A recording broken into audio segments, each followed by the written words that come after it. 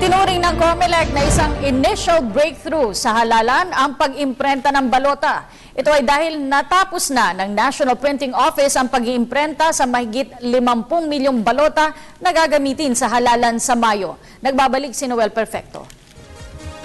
Hindi na pinaabot pa ng National Printing Office sa takdang panahon na binigay ng COMELEC ang pag-imprenta ng 52,333,801 official ballots na gagamitin sa parating na national at local elections ngayong Mayo 2013.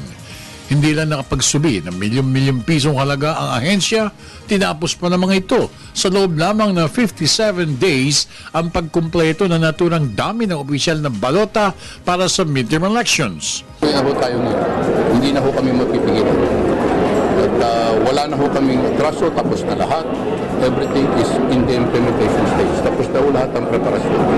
This is the evidence that we are ready for the 2013 election. Saksi sina PCOO Secretary Herminio Coloma, Commissioners Elias Yusof at Commissioner Tagle, pati sa milestone events sa history ng pag-imprenta ng National Printing Office simula ng itatagan naturang ahensya. Talaga pong kahanga-hanga at ikinararangal natin ang accomplishment na ito ng NPO.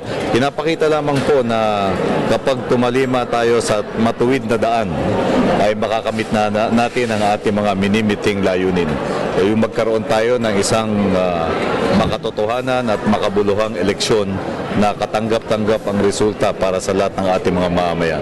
Sinabi naman ni Commissioner Yusof na napakahalaga ang araw na ito para sa lahat, partikular sa COMELEC, NPO, PCOO at siyempre pa sa lahat ng lalahok sa pangalawang automated election sa Mayo. Ipinagmalaki naman ni Director Manuel Andaya ang ipinakitang kakayahan ng ahensya sa mahalagang proyekto na iniatang sa kanila ng pamahalaan. Samantala, kaisa din ng Liberal Party leadership sa lungsod ng Maynila sa panawagan ng COMELEC na maaari na magpatupad ng isang malinis, maayos at matahimik na halalan sa Mayo.